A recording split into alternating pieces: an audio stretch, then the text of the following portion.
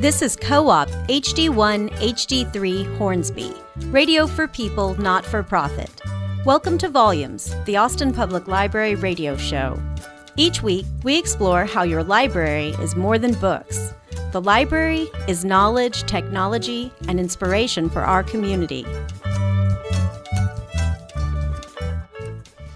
Hey, we are your hosts today, Connie Lyons and Michael Wheat. Welcome, everybody. Today, our guest is somebody from our own personal department. Hey, hey, hey. Connie McCracken, who works with us at the Office of Programs and Partnerships. We're going to talk to Connie about Hispanic Heritage Month and the English learning resources available at the Austin Public Library. Welcome on, Connie. Well, thank you for having me. Yeah.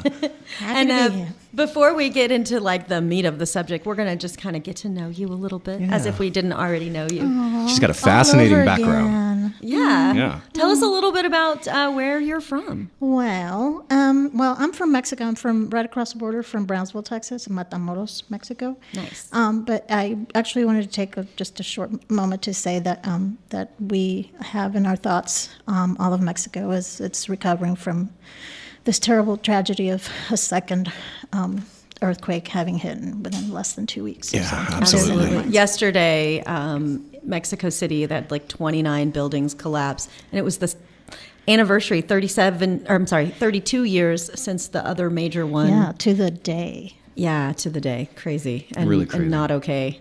A lot of people are hurting. Yeah, I mean, right now they're being recovered from the rubble. So it's a situation to keep, in your thoughts. And I have in-laws there, and I was like madly texting yesterday, is everybody okay? Is everybody okay? Is everybody accounted for? Yeah. I keep checking social media. It's just, Yeah, it's still home, right? yeah. So, Yeah. you are from Mexico.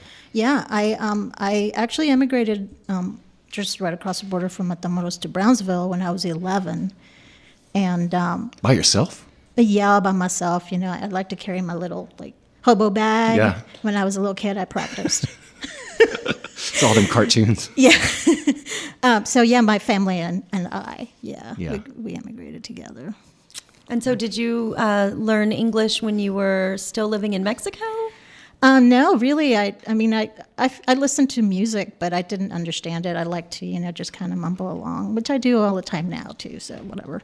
But I really just started learning, hit it head on when I was 11, and I just started to watch TV and listen to tons of radio and just read. Yeah. So wait, so up until 11, Spanish only. All of a sudden, 11, you're in the States and you're immersing yourself in American culture and you're learning through books, TV, music. Boom, go. It's a marathon.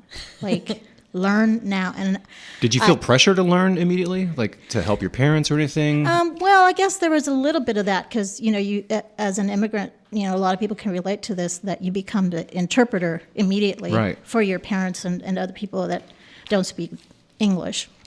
And so I was just at an age where I was able to really absorb it and be able to use it right away. So, yeah, no, I read dictionaries. Wow. That was the fun thing to do. So, when I actually went to college later and became an English major, it just sort of made sense because, hey, I love words. Yeah. I love dictionaries. And what about libraries? What role did you go to the library to get books or to learn English? Oh, yeah. I mean, when, in elementary school and high school, the librarians were they were a little scary, but they were just awesome. Our librarian, Mrs. Gunderson, was, she kind of instilled fear, but also awe and inspiration. And so we called her Gundy the librarian, and Conan the Barbarian had nothing on her, But no, I just loved the place. I absolutely loved it, and it made me who I am. So how long, before you were, reading books in English? Going from, no English to suddenly, you're just reading books in English? Probably about 6 months. I mean, wow. Because it was just, a real, everyday dedication to learning at least 10 words a day, every day. And, my dad would, grill me, so... New so words there was some every day. drive from the parents as well to make sure you were learning this. They were learning English, too, with you? Not really, not as much. You were teaching them English as Right. you learned it. Yeah. And it quickly became the rule, you can't speak your home language at home because, you got to learn English. So it very, very, very quickly caught on to it. And Interesting. That's starting to change a little bit in the sense of like there's now data to show that it really is good for your brain to be bilingual and to speak two languages, and that I think sometimes people think like, oh, you don't want to confuse your brain, and so you're going to suddenly switch. But there's plenty of data to show that as a baby, as a toddler, you can learn two languages easily. I mean, there's a lot of people, primarily in Europe, that teach their children several languages as they're growing up, and you may take just slightly longer to become. To read fluent and to be fluent, but I think that it's exponential, the amount of information that your brain can absorb when you do it in two languages or more. Mm-hmm. In my case, I learned English, and then in high school I thought, well, it's dumb for me to take Spanish. So right. So I took easy French. A. Yeah. So I took French, and then I just really got into the language. I had a language bug. So studied Italian later, and I studied German just for the heck of it. Entschuldigung. Nice. And so once you learn a couple of languages, then just adding those additional ones, was it just easier and easier as you went along? Yeah, particularly if they're related to each other. The European-based, Latin. Latin. Yeah. I mean, I think there's a lot of similarities between French and Spanish. Oh, absolutely, and Italian too. Yes. The only one that I felt a little differently about was Portuguese, because it's kind of a strange mix of Italian and French and Spanish. So. But yeah, it's fun. So Portuguese is more Europeanized, you would say, or it's its own thing. No, and really, I mean, Brazilian Portuguese is, I think, very different from Portuguese from Portugal. So for those people that might just be joining us, this is Volumes, the Austin Public Library radio show, and we're talking with Connie McCracken. And pretty soon we're going to talk about Hispanic Heritage Month, but right now we're just getting to know a little bit about Connie and her background and some of the what it's like to learn English as a second language, and using the library's resources to do that. But more about Connie and her role with us. It's been great because you've brought in your language skills and helped us beef up our copy to our Spanish customers and expand our branding to the Spanish community. Connie's been a huge source behind a lot of that, and amazing help to us in general. I just have loved my time at the library. I feel like I watched a movie where the Belle, Beauty and the Beast is singing in the library, and I just feel like that all the time. Like I'm with the unicorns and the and the rainbows. I just love the place. And nice. But I like being able to combine visual communication with written communication, and really that's the perfect place to do it for me. Fantastic. So, yeah. Well, so we're just about at the end of this segment, but I just really quickly, so when did you move to Austin? Oh, mid-'80s. Dating you've been here a myself long here. time. Yeah. So I came to college here to the UT of A, and 1986. Wow. And been here ever since. And so, I've seen Austin transition from, not being able to, back then you could park. You could have a conversation you remember free parking. at a cafe. Well, we're going to get more into joys. that in just a minute. We're going to take go to a movie within the last hour. Yes. Forget about that. So we're going to get back into talking a little bit more about language learning resources and Hispanic Heritage Month. But first, we're going to listen to this audio clip from episode 20 of Volumes. So way back in the Volumes catalog, in which Diana Miranda Murillo is telling us about some of the resources available at the library for studying a new language. And then after the break, we'll get back with Connie. Okay. We're back here with Diana Miranda. And she's going to tell us more about how the library can kickstart your language learning journey. So can you tell us about some of the resources available at the library for studying a new language? Yes, of course. We have a lot of different resources. And the reason for that variety of resources that we offer is because we know that people learn languages in different ways.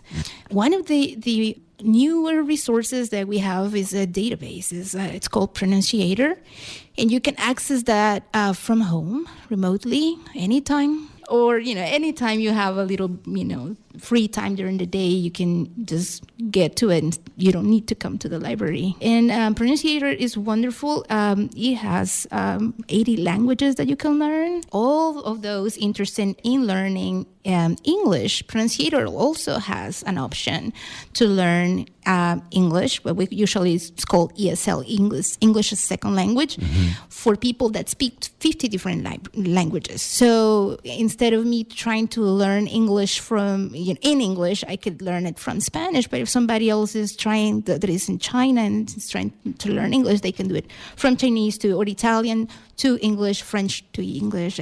All these different languages too. So different levels, lessons for beginners, intermediate, and advanced study students.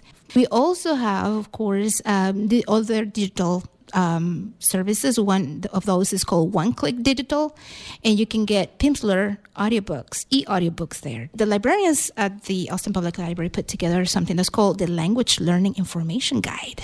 So we have, for example, a list of websites that they can go to learn languages, links to different translators, online translators. They explain how to find books in the catalog just to learn languages. And we also have in Overdrive, which is our ebook provider, we also have foreign language learning materials through them, ebooks and audiobooks. And through Hoopla, which is another service we offer, we have ebooks too. For those that want to just use the e-format, right, the electronic format. You could listen to it while you're reading it yourself. Or you can just, use it as like a textbook, basically, too. There are so many different options there. And, of course, we have the more traditional ones that are CDs and DVDs for adults and children, too. My name is Blair Parsons, and I'm a reference librarian at the Central Library. Each week, I highlight a few programs for adults that are happening around the Austin Public Library. Our full list of programs may be found on the library's events calendar. On Monday, September 25th, the Menchaca Road Branch Library will host Crafting for a Cause, a craft program intended to make the world a sweeter, more caring place for people and animals in need. This month, the group will make fleece blankets for dogs and cats at Austin Pets Alive. Crafting for a Cause begins at 3:30, Monday, September 25th, at the Menchaca Road Branch Library. The Little Walnut Creek Branch Library offers citizenship classes every Tuesday night through November 14th. Each week, the class addresses 10 of the 100 questions on the U.S. Citizenship and Immigration Services Naturalization Test. The next citizenship class at the Little Walnut Creek Branch Library is Tuesday, September 26th from 6:30 p.m. to 7:30 p.m. Hey there, Austin. Teen Program Specialist Michael Harley from the Downtown Falk Central Library here. Have you ever glimpsed a chessboard and thought, man, I wish I knew how to play that?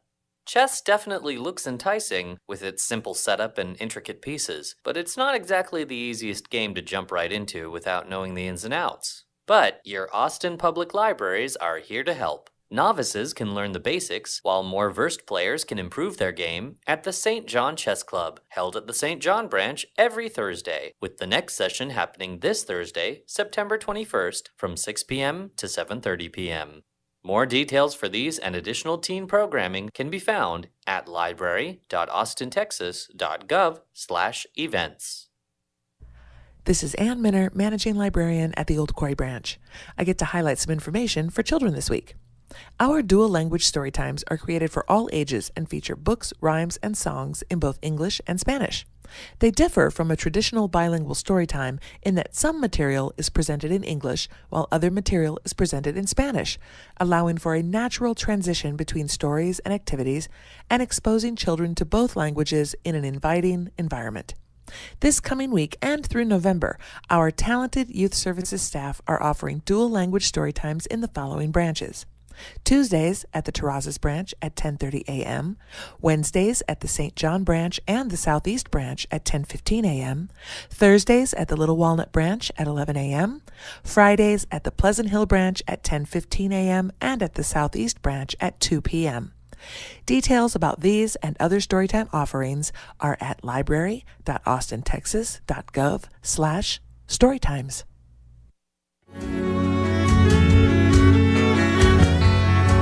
My library, neighborhood library, was very close. So I remember in the summertime going to the library and checking out record. That was the coolest thing, that I could go and just check out a record because it looked amazing. I think one of the first records that I checked out, which totally blew my mind, was like was a Miles Davis record. And, from then on, I just kept checking out more and more jazz. And I was like in 6th grade. I love going to the library. And then as I got older, I would go to the library and check out books on tape or, books on CD. Also because I'm an actor and I love that quality, the voice acting. So, yeah, I think the library is amazing. It provides so much, freedom to explore whatever you're interested in. And there's so many great resources. Jason Phelps.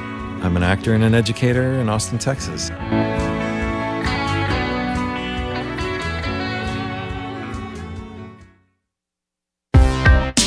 Co-op would like to thank the following businesses for joining as business members during the drive. Planet K, 3 locations, planetkay.com. Link and Pin Art Space, linkpinart.com. Keith Christopher Salon, 2785 B Cave Road, 512-233-1910. Spokesman Coffee and Beer on East St. Elmo Road, spokesmancoffee.com. Austin Flower Company, austinflowers.com. Fine Southern Gentlemen, screen printing, clothing, and graphic design. FineSouthernGentlemen.com. Austin Community Steel Band, enriching Austin's youth. AustinCommunitySteelBand.org. ACL Music Festival, October 6th to October 8th and October 13th to 15th. ACLFestival.com. Zydeco Development, zydecodevelopment.com.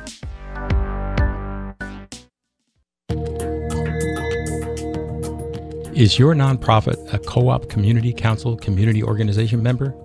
Membership comes with no obligations and many benefits, including co-op membership and voting rights, public service announcements, and being able to have your events posted on the Community Council events calendar. Contact Community Council at kop.org for more information.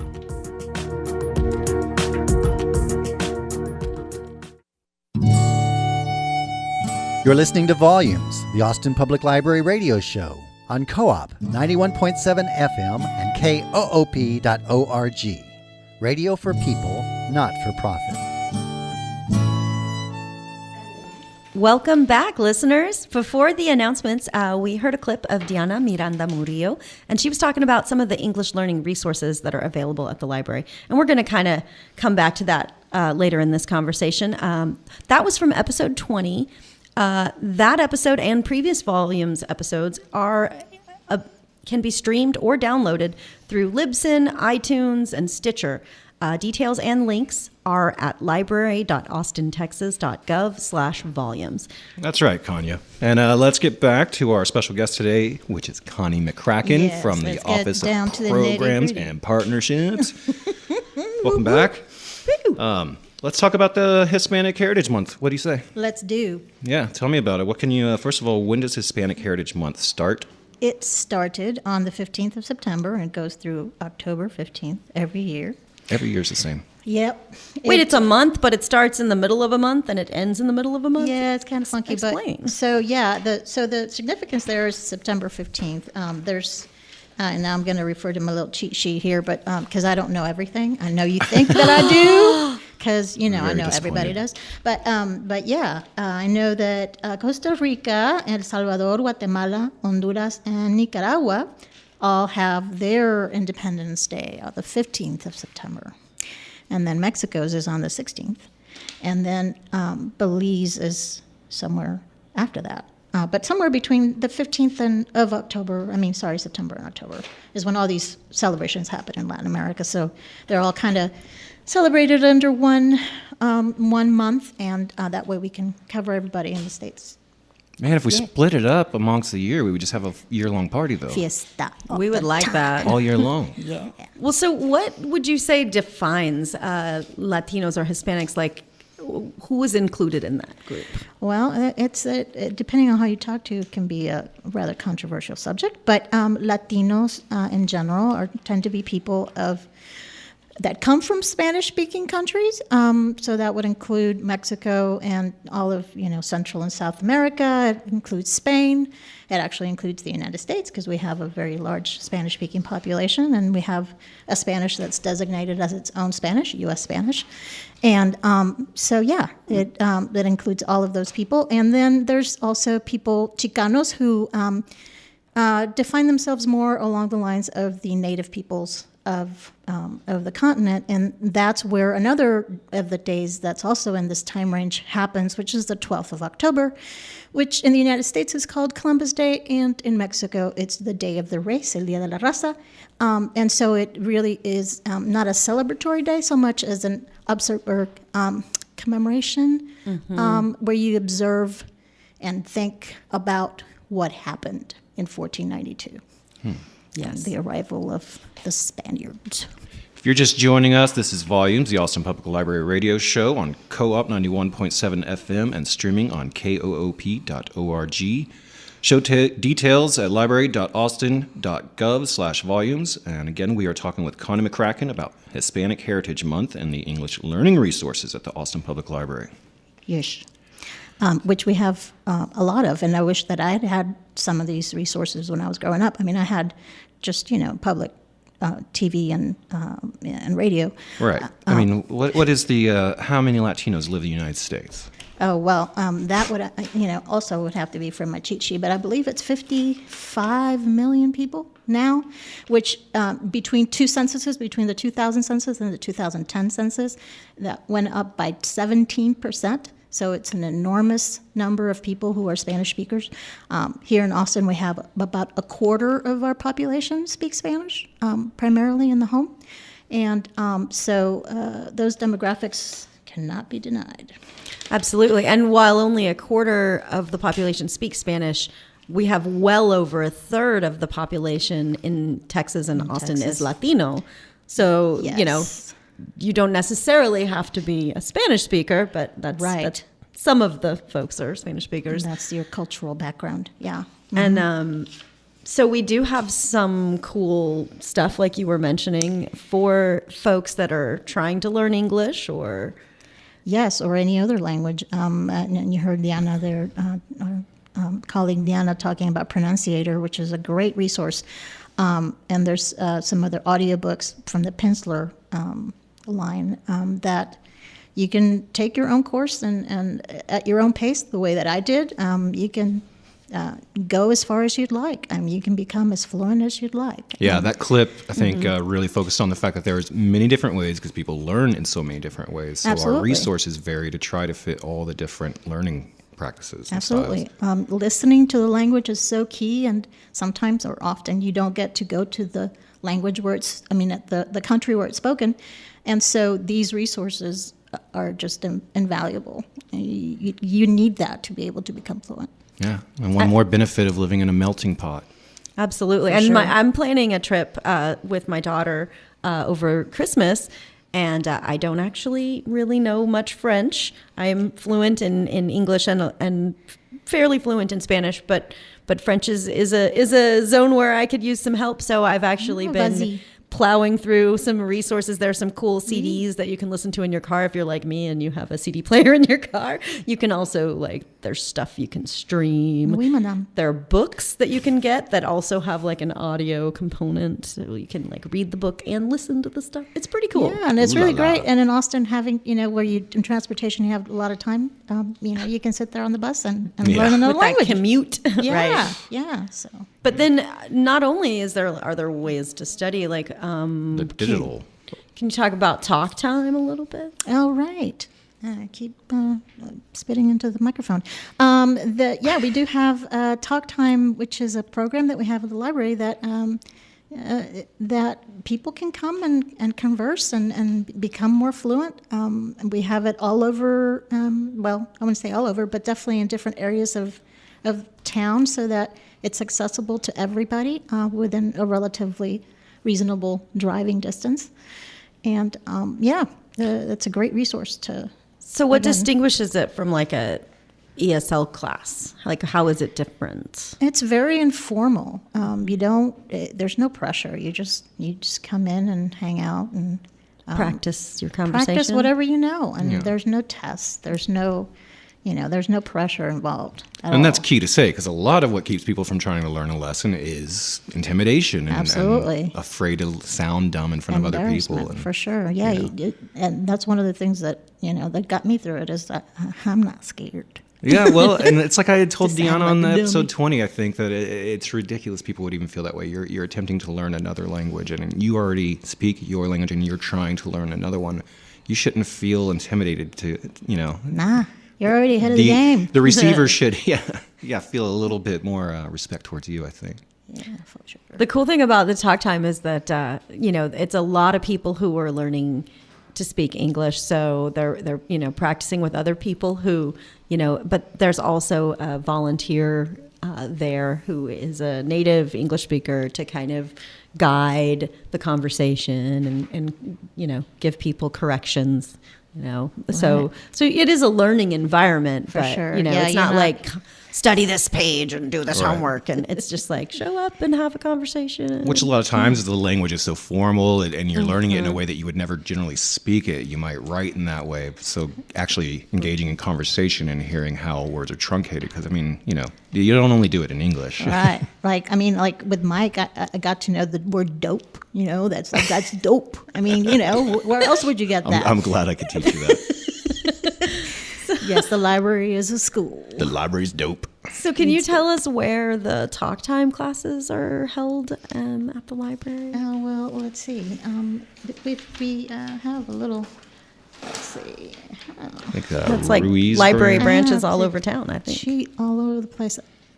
All right. We have Ruiz branch, Old Quarry, Cepeda, Howson, St. John, Little Walnut Creek, and Terrazas. Nice. And to find all those times, you just go to our website, library.austintexas.gov/events, and find out where the nearest one and the next one is. I think you use talk time as a search tag. Yeah. And, all the stuff that happens at the library is open to the public. So everyone is welcome to come to the library and learn. Grow. Yeah, you don't even have Check to out have some materials. started yet. Just show up and see how this conversation goes. It might be enough to encourage you. Knowledge is power.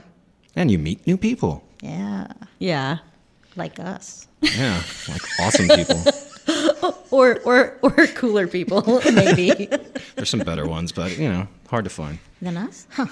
We're getting the wrap-up sign from our dedicated volunteer, Federico. So we just want to thank, first of all, Federico Pacheco, who works behind the scenes to make the show happen and keep us on time, and so many other things. He really does.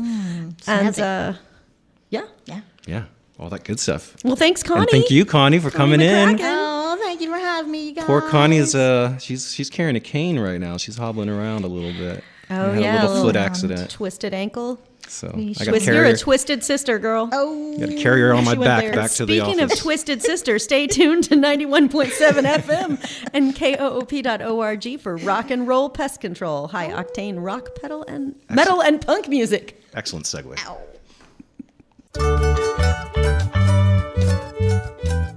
Thanks for listening to Volumes, the Austin Public Library radio show. Special thanks to our producer, DJ Harris, and to the musicians who composed and performed our original theme song, Andrew Noble on violin, Kirk Duvall on guitar, and Mike Wheat on percussion.